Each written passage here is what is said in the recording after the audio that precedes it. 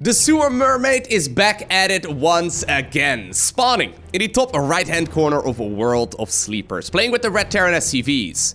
This man is quickly turning into a channel favorite because of the ridiculous strategies that he likes to go for. We're looking, of course, inside of the main base of Florencio.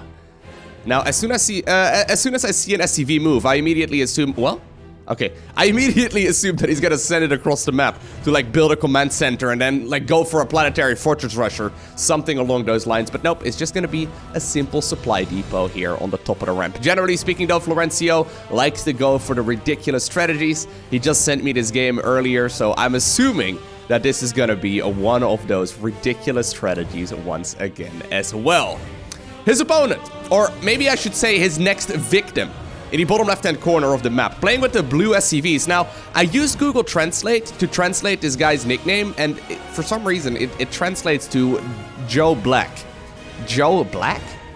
I have no idea if that's accurate, but that's like the most stereotypical, like, English-sounding name I've ever heard, and then, like, I don't know. Anyways, judging by this guy's nickname, it's played on the Asian server. This is indeed a Diamond League game. Oh, there we go. Here's step number 1 in the master plan. Anyways, considering this is Diamond League on the Asian server, it's probably a little bit higher on most of the other servers out there, just because, well, I mean, the highest level of play is usually over in Asia. If you reach Diamond League on the NA server, you're probably going to be about Platinum League or so on the Asian server, and the same for Europe as well. So, okay, this is a little bit curious already. I guess he could. Oh, okay, that was cute. That was cute. Okay. Oh, all right. I was gonna say, like, I guess by building the refinery over here and by blocking the ramp, he's essentially forcing his opponent not to go for a Reaper Scout. You kind of have to go ahead and now go Marine and gun down, well, this refinery if you ever want to get yourself that base up. The thing is, like, you need the gas, right? So this is already gonna throw a wrench in the plan right here that Joe Black apparently was gonna go for. Now, here we go. That one SCV, it's got only 10 health remaining. It doesn't need a lot of hit points though, because, well, if you want to produce a factory, 1 health would suffice. There is going to be a Reaper coming up, so I don't think there's going to be a whole lot of scouting information that this SCV can really get, because it probably will get picked off here in a little bit. The most important thing though that it sees at this point is indeed the lack of expansion. And if it moves up the ramp here as well, it's likely going to be able to see that there is a bunker going up. Vespian Geyser there eventually did get cancelled. It's not too uncommon though. I would say like the bunker is like the biggest thing, right? It's not too uncommon to sit on one base and go like 1 factory, 1 starport as a follow-up after the barracks as well. I think for now though, Florencio is mostly just looking to play defensively here at home. Building that bunker obviously, and then you know, loading it with Reapers so he can hold any kind of aggression. And then I think he plans on being more aggressive here on the other side of the map. So there's a tech lab coming up. There is a starport coming up as well. Judging by the timing of that tech lab, I guess it's going to be like either a Cyclone or probably a Siege Tank. We'll have to keep an eye out right here on what's going on. Now, Florencio, being a very generous man, for some reason decides to keep that SCV alive. I think he was looking for it. Did not quite find it. Command center going down here on the low ground. Marines are already being produced, and I would say, like, the Terran player here in blue certainly is in a very comfortable position, right? This is very standard, nothing out of the ordinary. Going for his own defensive siege tank right now as well. He's not really planning on getting all too aggressive anytime soon, I don't think. I mean, I would say that barracks, though, is a little bit quick, but he should be able to, at the very least, produce quite a lot of units. Okay, so siege tank indeed is coming up here. We also do see a Liberator now being produced, plus a Barracks. What's the Barracks used for? What's the Barracks here for at this point? I guess we'll find out in a little bit. Scan will indeed confirm that there is nothing going on inside of the main base of Florencio, so at the very least Joe over here knows that something is not quite right. Quite surprised actually he hasn't like sent his SCV for like a loop around the map to figure out if there's any proxy expansions or anything along those lines, but there's no denying that he will have to go ahead and play very defensively here, because if there's no expo, at the very least not in a natural location, there's likely not going to be an expo at all, and if there's no expo at all, well, where is the Terran player going to be spending their money, right? Okay, so Cyclone coming up, 2 siege tanks available as well. Barracks right now lifts off, and another barracks get produced. Oh, is this the 200 IQ strat? Okay, so siege tanks can shoot away further than they can see. Normally, though, you use the starport unit to like gain that additional vision, right? So, well, that siege tank will certainly be forced away. The thing is, if there's... Yeah, okay, so there's 2 Vikings being produced right now. If there's gonna be air resistance, Liberators are just gonna be picked up very easily. And I guess the Barracks... I think the Barracks right here serves as a way to obtain high ground vision without being forced to use scans. Yeah, so here we go. Yeah. So get the siege tanks forward.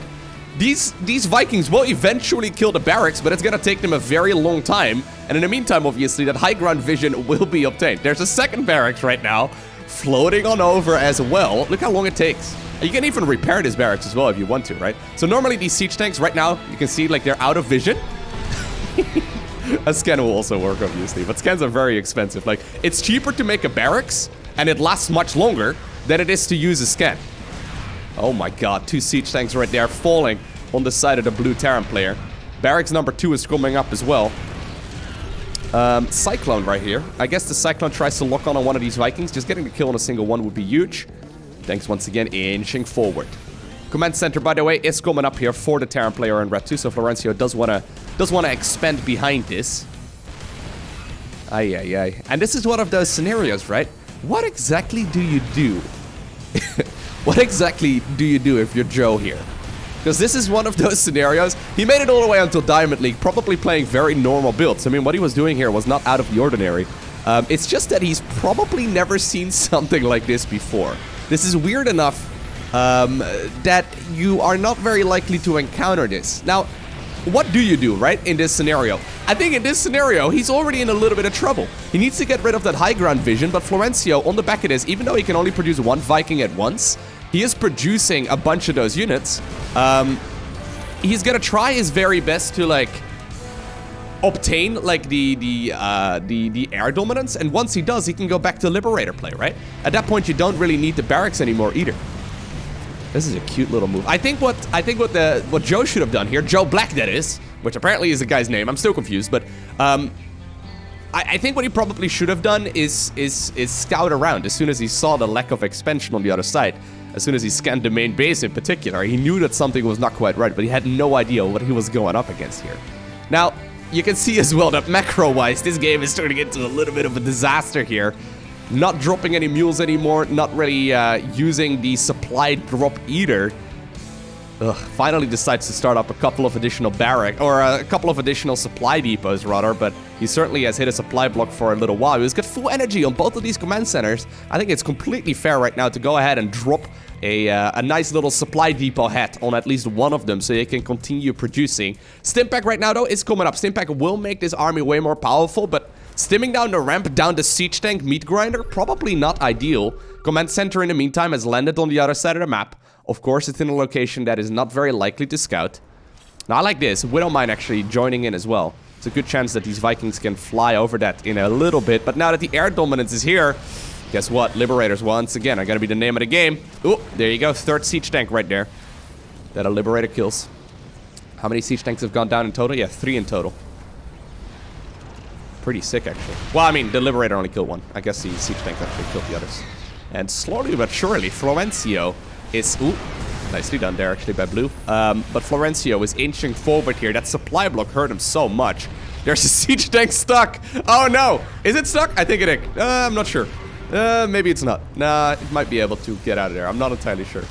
But this is certainly a bit of a disaster right now. Those Reapers trying to join in as well. Now, you can see both players, though, macroing like absolute trash. Look at the resources. Look at the resources. Both players have 1 million resources.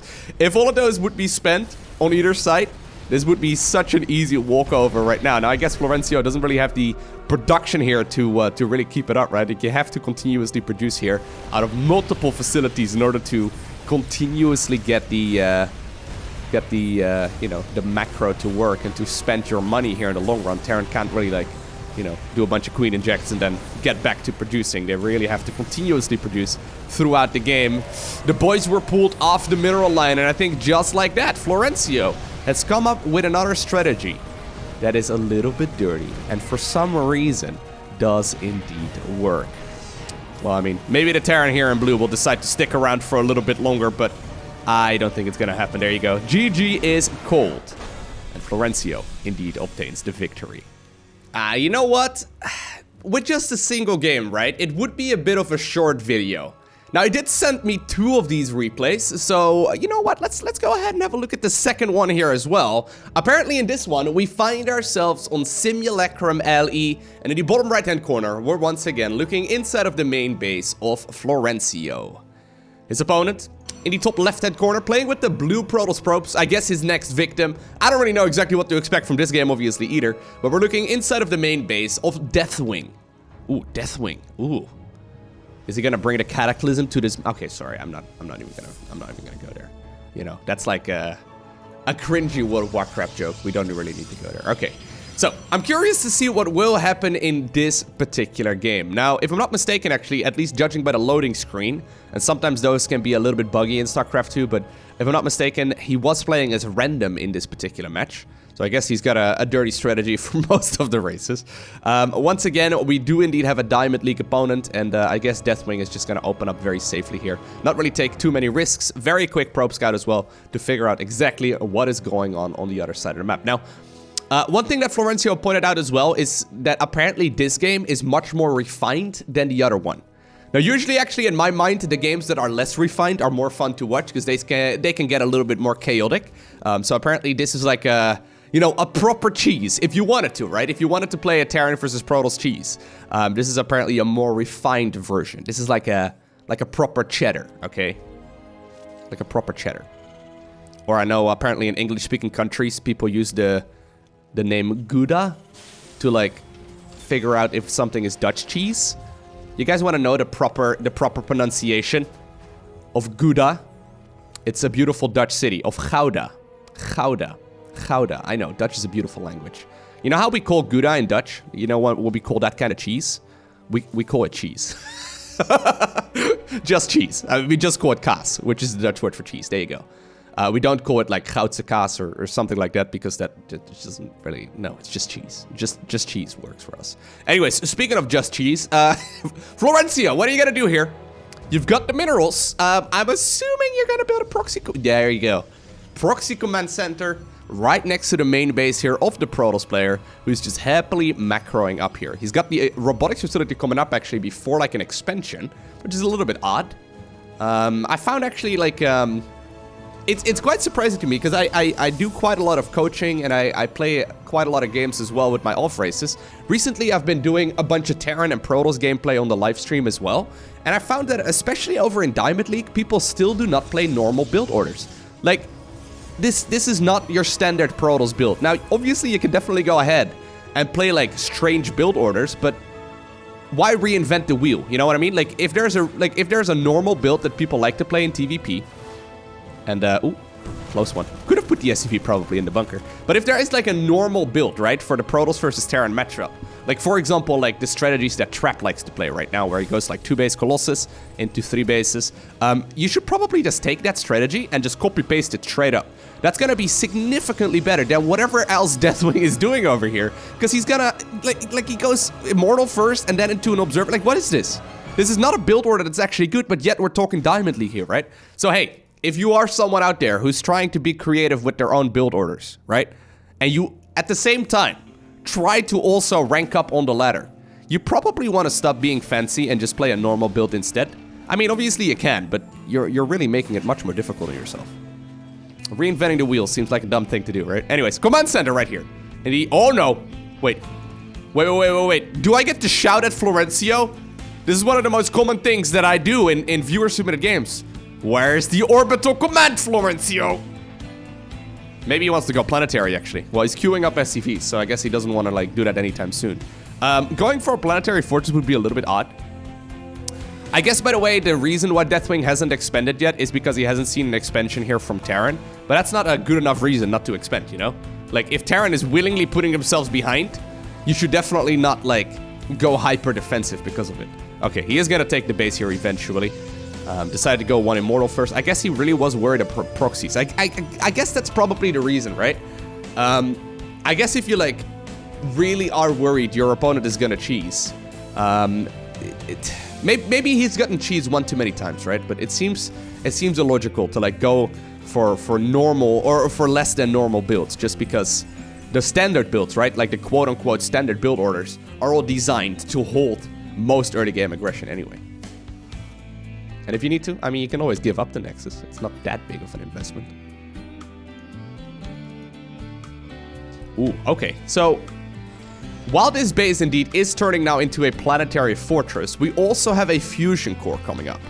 So, I think what Florencio is trying to do right now is go up towards apparently double, ooh, well, that's a shame. Double Battlecruiser production. So there we go, one Battlecruiser coming up. Second Battlecruiser will probably come up here as well as soon as that tech lab finishes. He's not going to be able to afford it though. Like, Battlecruisers are extremely expensive units. It's one of the things that every single Zerg and Protoss player figures out as soon as they decide to give Terran a try. The Battlecruisers are 300 gas each. For those of you unfamiliar, they are 400 minerals and 300 gas. That's more than that Nexus costs, okay, that I was ranting about earlier. Like, Battlecruisers are very, very, very expensive. I think the reason for the proxy base was primarily because of the gas. Yeah. So he likes to go for the gas, and right now goes for an additional command center.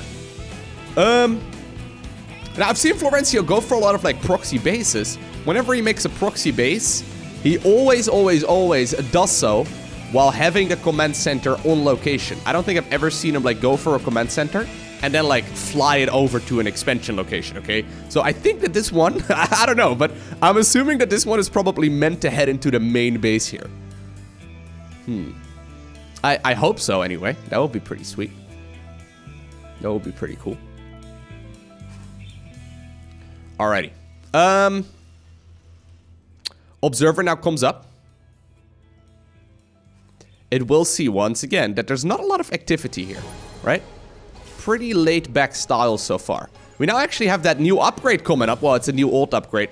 Do we want to play some StarCraft 2 trivia? Does anyone know what the upgrade is called?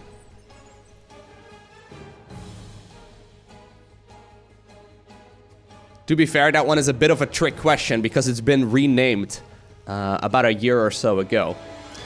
This used to be the upgrade called Structure Armor. However, there was another upgrade called Neosteel Frame, and at some point they decided to merge the two upgrades into one.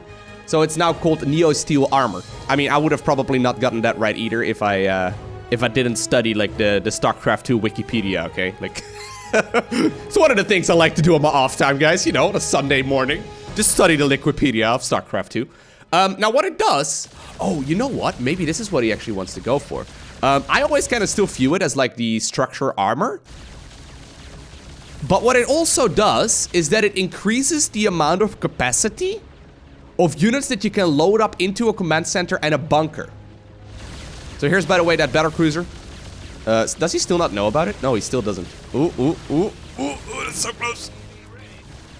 Oh god, repair! Oh, that's a really close repair. The stalkers decide to sacrifice themselves because of it. Oh god, if this is actually a thing, if he's actually planning on like loading like 10 SCVs into a command center, that'd be nuts. So the upgrade here is gonna finish up in a second. This upgrade, that is. It should unlock additional slots here inside of the command center. Pay attention. I mean, if I get this right, there it is. You see that? Twice as much capacity right here. If you load it, yeah, okay, I was gonna say, if you make it into an orbital command, that won't work. Oh, you know what I think he's doing? He's gonna load it with SCVs and then drop them inside of the main base. It's like a glorified medivac. And then if you like drop the SCVs into the main base and bring in additional Battlecruisers, there's a third and a second one here that will be available in just a sec. You can get a lot of work done. You gotta load them up though. There you go. Oh god, he's doing it. That is so stupid. This is like one of the dumbest things I've ever seen, and for some reason it seems to be working. It's a medevac that can only hold SCVs though. There you go, Battlecruiser 2 and 3 have arrived. Stalkers, what are you gonna do? Blink up into the main base? I guess you have to. They actually drop out instantly. I didn't know they dropped out instantly. I assumed they would be dropping out just like medivacs do. Wow, okay. Well, there it is.